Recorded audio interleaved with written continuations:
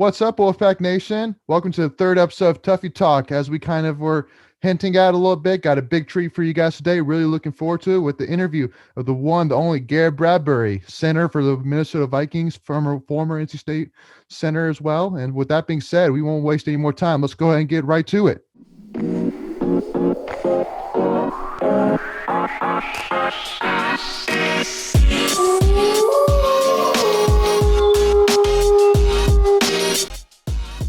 Hey, Wolfpack Nation. This is Leighton Smith giving you the third episode of Tuffy Talk here with my co-host, Macon Adams, and with our guests here, Garrett Bradbury, center of the Minnesota Vikings, multiple-year star at NC State. I'm so excited to have you here with us, Garrett. Appreciate you having me, Leighton. Fired up to be here. Yeah. Excited to talk about Wolfpack sports. Yeah, absolutely, man. And again, we want to obviously take an opportunity to talk about you. Obviously just finished your second season, started all 16 games so far. So, I guess I just wanted to kind of start off with Garrett, just kind of reviewing. Obviously, again, just like I said, you finished your second year. What are your kind of overall thoughts, or if you had to evaluate your first 2 years, what would you kind of say about it? Yeah, it's a lot different than college, that's for sure.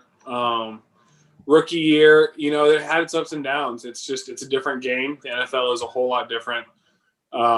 And feel like I improved a lot from year one to year two. And that was just kind of year one. You don't have an off season. You finish your college season and then you're kind of straight into combine training, and then you get drafted. And then it's just a lot of new things, new routines, new expectations. And so there's a lot of new things. And then had a good off season and entered this past year, and definitely felt like I improved, felt light years more comfortable, just with the playbook, with the system, with the schedule. It's everything. It's crazy.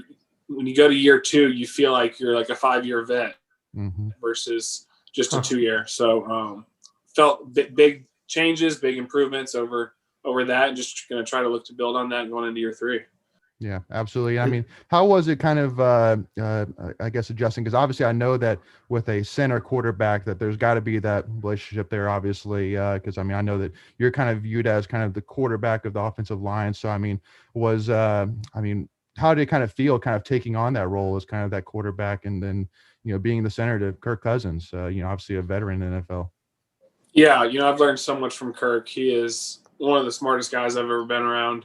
He's seen a lot of football. And so it's one of those things that I didn't want to just come in and start barking a bunch of orders. And it's kind of a gradual process. I think guys got to see kind of who I am, my work ethic and stuff like that. So it was going to take some time to kind of grow over time. And I think the more comfortable I am, the more comfortable I am with Kirk and Kirk with me. It takes reps. It takes a bunch of practices. It takes games. It takes the both of us seeing a bunch of different defenses together, and kind of by the end of it, we're kind of firing all cylinders communication wise. Like, I'm seeing what he's seeing, and it's a much better working relationship. Mm-hmm. Yeah, absolutely. And that's great. And then the last thing, I know we were just kind of talking about this, but I know obviously the weather was, I'm sure, a huge change. Obviously, luckily enough, I can imagine it was crazy cold up there. Vikings play indoors, luckily. So, but was it a shell shock at first, going from North Carolina weather to snow and cold almost year round, I would say? Yeah, absolutely. I think the biggest change was the type of weather in fall camp, as you know, Leighton, where it can get pretty muggy and get pretty humid in those late July, early August practices. But then I came up here and it's like 75 and sunny and beautiful, like humidity's not as bad. And I'm like, wow, I can definitely do camp practices like this. Yeah. And then Halloween rolls around and you get like an 8-inch pile of snow that drops on you. And you're like, whoa, Halloween? Like, it's October. Yeah. And so now I'm up here with my fiance and there's about 12 inches of snow on the ground. It's about 17 degrees daily. So it's a different living up here. Yeah. But we love it. Good. So you touched on that whole being up there with the whole draft process. I know people talk about I hear, I've watched videos and interviews and that kind of thing, but what was that like for you? before that, how different is Minneapolis from Charlotte? Let's start with there. How much different is it? You know, we love the Twin Cities. It's unique because you have two very big cities right next to each other. They're like 8 miles apart, and so and with very different vibes, different things to do. There's a ton of good food around here, and there's kind of like a term called Minnesota nice up here, and that's true. Like it's kind of like Southern hospitality, but it's just everyone up here is like super nice. So they're good people. Cool. They're super like welcoming, and so in terms of that, I mean, I love Charlotte. I love the Twin Cities. So they've both been great cities. The weather's obviously got to be the biggest difference. It's got to be. So with that, I mean, so that's I was always curious about that because I've been to Charlotte. I've never been to Minnesota, let alone Minneapolis, and I was figured with the weather, you know, big city like that. I didn't know how like much of a culture shock that was. Yeah, I mean, you just get used to it. I mean, it's not like when everyone's like, "Oh, are you just freezing your butt off up there?" I'm like, you don't really go outside. Like it's 17 degrees, and the only time I'm outside is like when I'm walking to my car. You know, like we practice indoors pretty much every day. We play indoors. I know like there's a big tunnel system downtown to where you don't have to go outside. So you just kind of adjust to it, and I'm not like hanging out outside all day in October, November, December like I might be in Raleigh or Charlotte. So So going back to that draft process thing, what was I kind of cut in with the Minneapolis question, but what was that like when you were going into it? Like did you know Minnesota was a really good chance that you could end up going there? I mean, did you know you would end up going pretty early? How did that work out for you? Yeah, I mean, you try not to guess where you think you're going, but you can kind of narrow some teams down based on like their position needs, where they're at. Yeah. And I didn't really think that Minnesota was like super likely, but I didn't think it was out of the question because they had a really good center in Pat Elflein, who's one of my best friends. And awesome. So I was like, they have Pat. I don't think they'll take a center. But I think they saw Pat's versatility and that he could move to guard and be just as good for the team. And so you don't want to play the guessing game because then you're either going to get disappointed or surprised. Yeah. And so I just kind of wanted to stay level-headed and trust that God had a plan, and I'm going to go wherever I needed to go. So, amen. That's awesome. That's awesome. That's awesome. And because one of the things too, Garrett, which I don't even know if you know, see, I'm sure that's been mentioned to you, but obviously one of the biggest accomplishments for you, which I would say, especially coming off of another state grad in Phillip Rivers, how he's very well known for being that guy that starts game in and game out. And so for you coming in as a rookie and starting all 16 games for 2 seasons and actually being the only Vikings rookie to do that at center, I mean, what would you kind of attribute to that happening, and to staying healthy, being successful in that manner, and being on the field every game? Yeah, that's something that I feel like kind of started in college with Coach Ledford and Coach Doran. Something that they said and something that is said all the time in the NFL is that the best ability is availability. I love that. So you kind of just you got to take some personal pride in that. I mean, it's the NFL. Like you're not going to feel great on Sundays, but what's interesting is it's such a longer season because what's a college season? It's 12 games and then maybe a bowl game. So it's 13 games, right? My rookie year, we had 4 preseason games. We had 16 regular season games, and then we played 2 playoff games. Yeah. So that's 22 games at a much higher level of competition. Yep. That's almost 2 college seasons. And so your attention and focus in college is like school, football. Like you have a lot of different things going on. In the NFL, like one of the biggest things for me is recovery. Yeah. Like you kind of got the playbook down, you got your schedule down, but it's like, what can I do day in and day out to get my body ready for Sunday? And so that's what is that? Kind of like food, cold tub. What does that look like? It's a lot of different things. It's cold tub, hot tub. We have a cryotherapy machine at the facility. I get acupuncture work done every week, massage work every week. I get an IV every week. I get an infrared sauna. I mean, like that is huge. I got like a sunlight and infrared sauna that was just awesome for muscle recovery and stuff like that. And diet, nutrition, supplements. I mean, I'm trying to do whatever I can to find an edge to just recover my body more. So. So going all the way back, kind of going back to when you were in high school, I remember I followed the recruiting stuff pretty hard. I followed back then. It was there was Pack Pride and there's like Wolfpacker and some other ones out there. Now there's Inside Pack Sports. And I remember you were again like a tight end coming in. I think you were the first committed that class. I think that was right. And I think you played some defensive line in high school. If you had looked back, would you have ever thought that you'd be playing offensive line? And heck, you ended up winning the Remington Trophy in 2018. Would you ever thought, I'm playing tight end a little bit, and now I'm going to end up being, by the end of my college career, the best center in college football? What would you have thought if that had ever crossed your mind? If you had told me that in high school, like, hey, you're probably going to be moved to O-line, honestly, probably would have went the baseball route. I would have tried to find whatever team would take me to play baseball.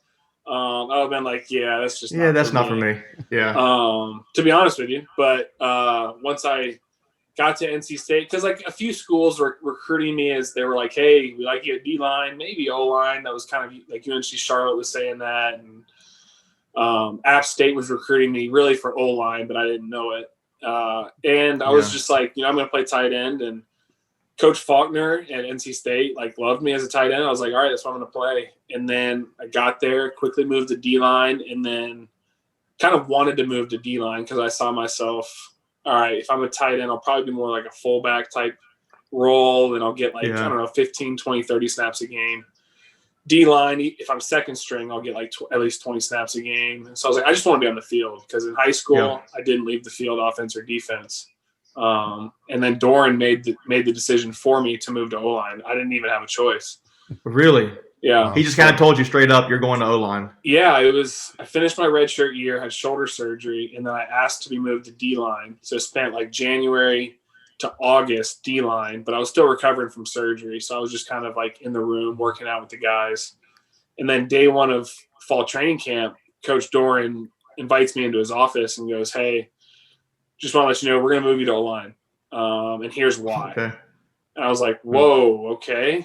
And his reason was hey, you're going to be second string day one. You will get 50% of the reps, all fall camp. I was like, I just want to play. Whatever. Yeah, but you think that's best for me, I'll do it. And it was the best decision anyone's ever made for me. So. Yeah. And because who was first string? Was that when Schooley was there or? Yep. Schooley was there, and it was, I wasn't at center initially. I was at guard. It was Alex Barr at left guard, Tony Adams at right guard. And between Schooley, Barr, and Tooney, they had 3 or 4 years each of starting. Right. So got to kind of see how well they knew the game and got to see an experienced offensive lineman's work ethic and how they approached everything. So that was awesome. And so I was kind of in a reserve role. Me and Tyler Jones were kind of the next two guys to go in. Mm-hmm. And then the next year I started at left guard. So. Yeah. It's cool. And because, obviously, you went into getting coached by Coach Ledford, who ended up going to Louisville, and then he ended up coaching a guy who also went in the first round. How much of your success would you contribute to Coach Ledford? It's obviously that he does something right. Let's put it that way. Right. He's one of the best. Mm-hmm. There's no doubt about that, and he's going to go as far with coaching as he wants to.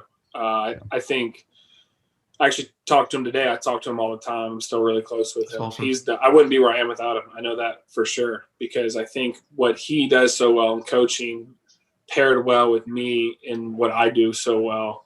It was the perfect fit, and just from a work ethic, from the standard he expected of the room, he was perfect for our room at NC State, for the guys.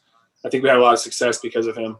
Yep, good. So I was looking back at some of the games, and I feel like when you mentioned being a tight end, you thought, okay, if I'm going to be tight end, I'm going to be a fullback, put my hand in the dirt kind of thing, maybe, or just that kind of tight end.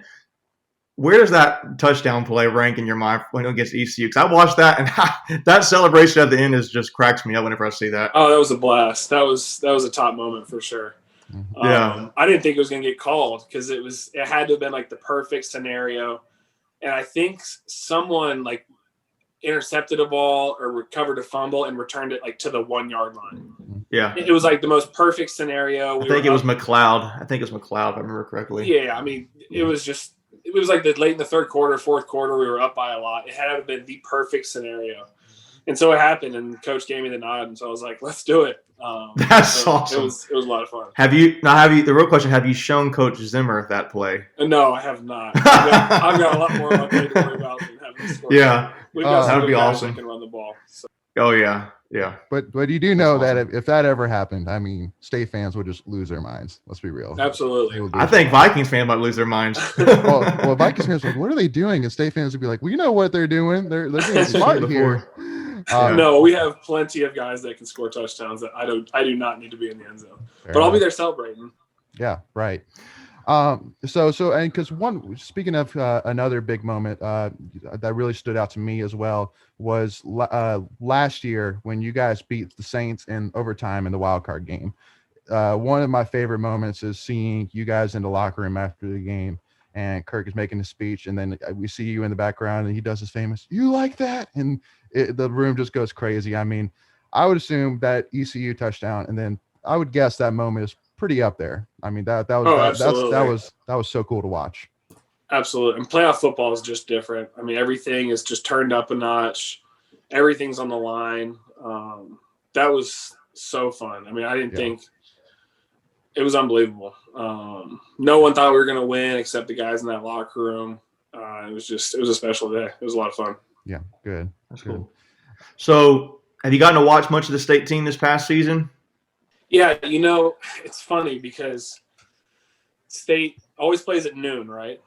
And so it feels like it. Always plays at noon, but then we got some 7:00 games this year. A lot of them. Yeah. Out of like nowhere. Finally got some 7:00 games, but we're actually in meetings at the hotel at night for the 7:00 games.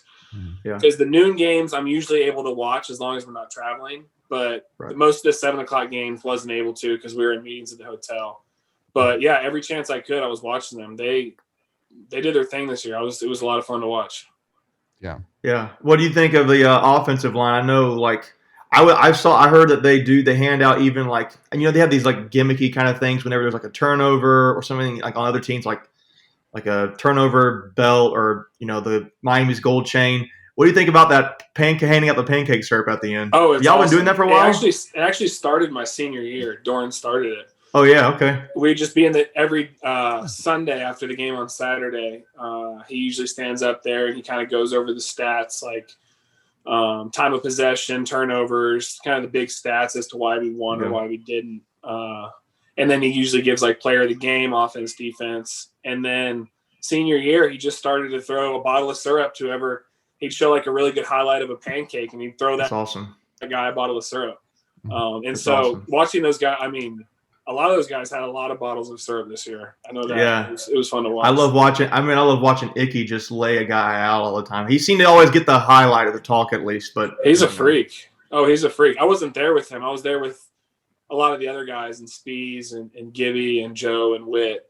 It's a lot of fun to watch them and how they've progressed over the years. But watching Icky, he's a freak. Yeah. They all did a really good job. I was just really impressed with them just having, everybody had talked them down from the previous year, and Leary gets hurt. You feel like Bailey's starting. You feel like he's your backup. You don't feel like you got much open. Then it just, I was really impressed for them. But that's cool. You got to watch them.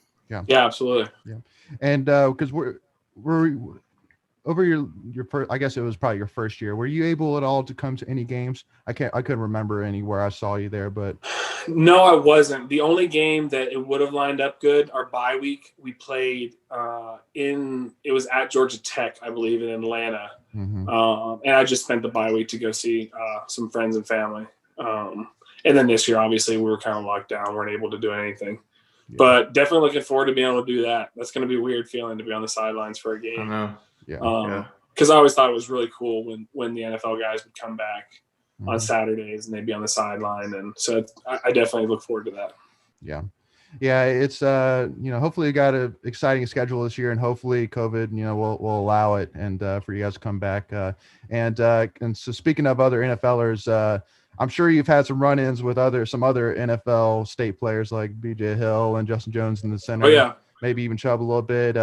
Absolutely. Do you guys talk about that often? Kind of share tapes from the games of, I got you here, and I got you there. Oh yeah. Well, the thing with BJ is that he thinks he won. He thinks he wins no matter what, every situation, all the time. Yeah. So it's really hard to talk with BJ because he just thinks the world of himself, and he will always say that he just. Oh, he's probably going to see this clip later. hopefully, because I try to talk to him. I'm like, dude, because we ran all over them when we played the Giants last year, and of course he was saying, no, y'all just got so lucky, like we were tearing y'all up, and so. It's always banter with BJ, but no, it's really fun. It's weird to line up against them again because that's what we did every day for practice for 4 years. Yeah. Played Justin, played BJ, played AJ Cole, played Phillip. Yeah. It's Naheem. It's pretty cool. It's awesome. There's so many NC State guys in the NFL. Mm-hmm. Is it interesting at all blocking for? I mean, Dalvin Cook. I mean, you wouldn't say necessarily it's like a UNC running back per se, but I mean, he was a former conference rival. I mean, did that? Do you guys talk about that at all? Like when FSU plays State, I mean, do you guys kind of talk about that a little bit? Yeah, I talk a little trash about how bad they are lately. He always reminds me of how much he used to ran all over us. So it's kind of a give and take. Yeah. Dalvin's one of the best teammates I've ever had. He's just such a positive guy. He's the leader of the team. He's awesome. Yeah, great.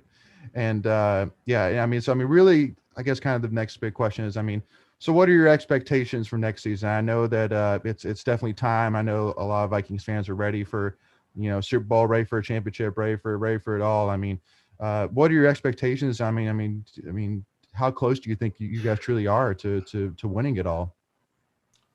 We have all the pieces, that's for sure.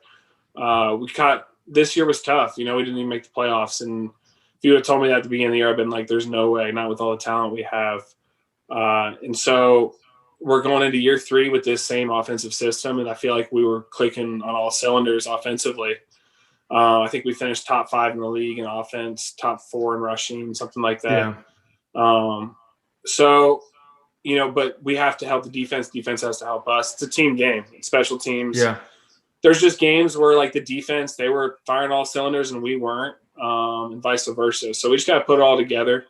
I hate to use the injury excuse, but we were missing a lot of guys this year, with Pro Bowl linebacker Anthony Barr, our nose tackle that we signed opted out, Danielle Hunter, who's, in my opinion, the best pass rusher in the NFL, had neck surgery at the beginning of the year. That's 3 big pieces on defense that we get back next year. So I'm excited to see what we can do full strength, and obviously the expectation is Super Bowl.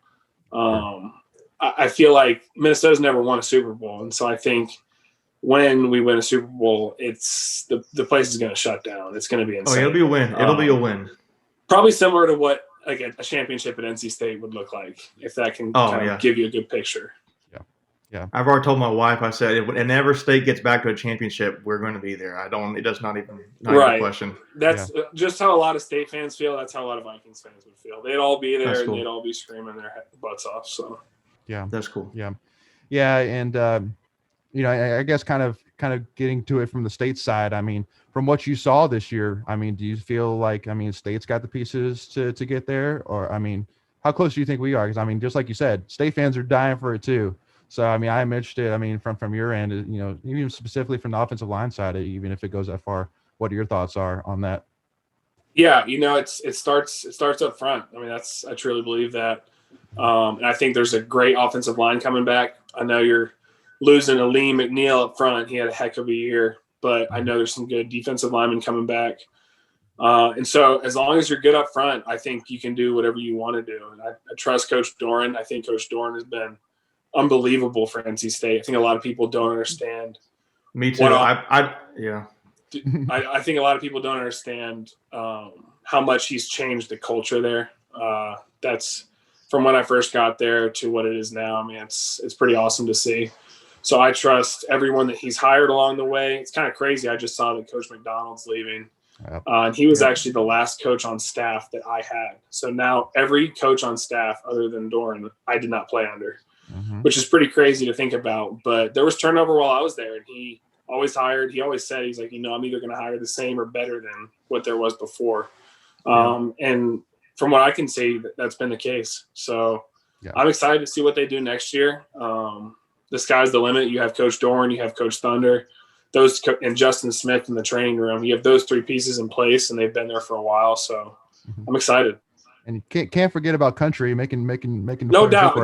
I got shout out Country and Jimmy. Yeah, That's definitely. awesome. Definitely. Smoke. Yeah, smokes the man. Yeah, no, I mean, that's something that I mean, I think just like you kind of said, Garrett, that I know from my time with being with the program that I've been trying to preach to a lot of people that, I mean, it's a process behind closed doors that not a lot of people get to see or really understand until you really are in that room. And when you see guys, like one of the moments that really stood out to me was, I think it was in 2016 when we lost to Boston College on that last play, and seeing in the locker room, like guys like Steph, like how hard it hit him, that he felt like he lost the game for us. I mean, you could just see how bad we wanted and how close we were. And you just knew that eventually that we were going to learn from that. And as a program, we were going to take the next step. It was just a matter of time. And it was a matter of just getting the guys to kind of help take that next step. And I think for you guys with, Ryan Finley and, Kelvin Harmon, Steph, Jacoby, and then having Chubb, Justin Jones, those guys, I mean, there's no doubt, in my opinion, when you look at this team compared to before Doran got here, it's night and day. Night and day there. So yeah, it's not close. No. So and I'm curious too. So again, just like Macon was saying, you were one of the first people to commit to us. So what really sold you on State to commit to us? So to commit to State so early? I mean, what was kind of the what kind of hit the nail? What sold you on them? What sold you on State? I guess. Yeah. What sold you? This probably isn't a good recruiting pitch, but it was really just my best offer. I only had three choices, and I did commit pretty early, but I had Charlotte, Colorado State, and NC State, and Power 5 ACC football. Coach Faulkner was on me from the beginning, really wanted me, so I was like, I'm going to go play the highest level of football I can, and they want me. Yeah, I'll sign up for this. Yeah, yeah, I mean, it was in Raleigh, a beautiful city. I love the coaching staff. I liked what Coach Doran was about. So, I mean, it was a perfect fit. But I only had three options, so I can't sit up here and say, hey, you got to take the best opportunity for you. Yeah.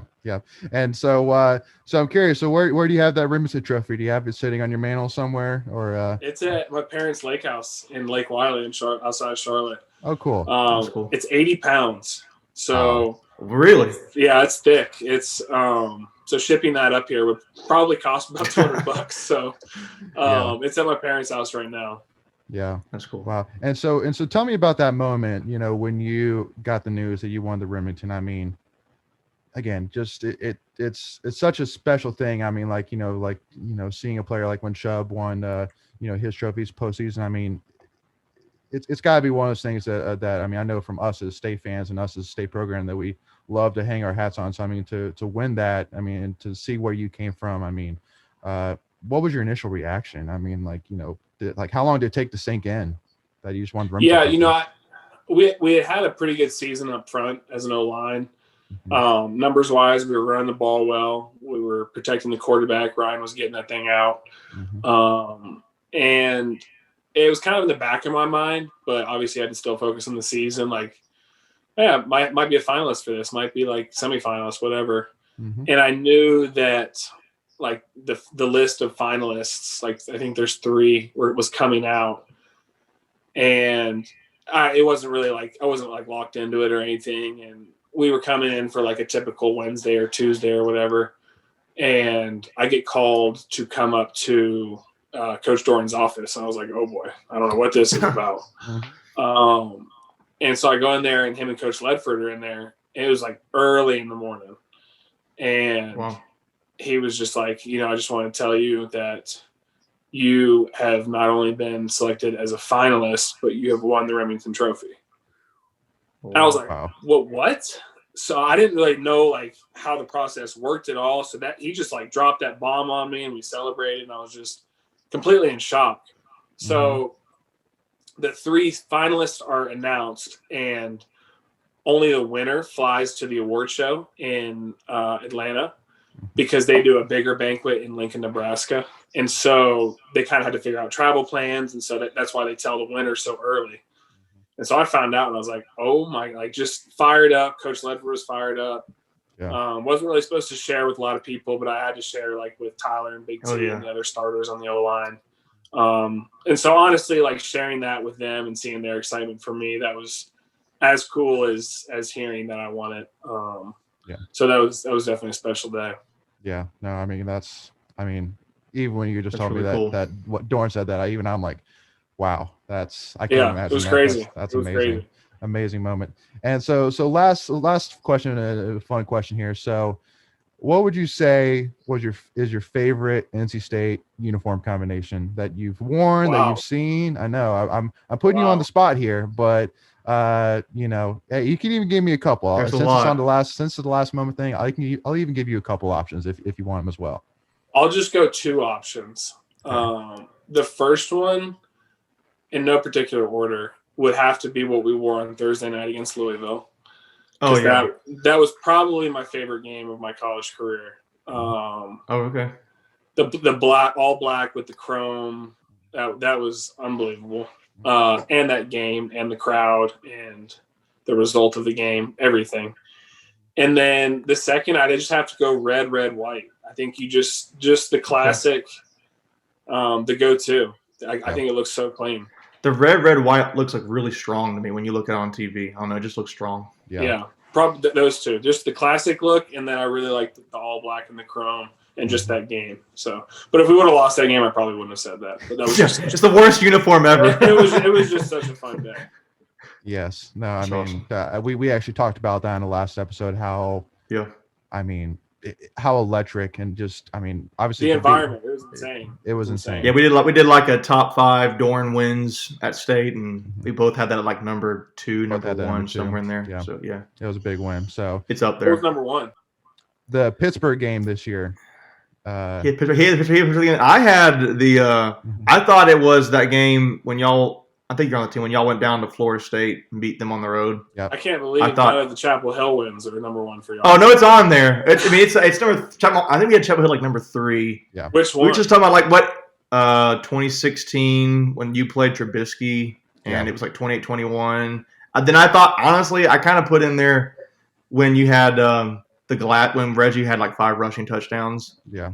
Hit that and wrong. The fight at the end of the game, that was fun. Yeah. Well, because we tried to keep it as what were the big wins for Doran, not necessarily because obviously for State fans, any Carolina win, top 5 easily. Yeah. So, top 5 should all be Carolina games. But we tried to do it for what was big for Doran, and to beat Lamar Jackson, because obviously going to that game they were Lamar, and as I kind of said in that after that game they were talking about NC State and Chubb and no doubt. Yeah, so no, cool deal.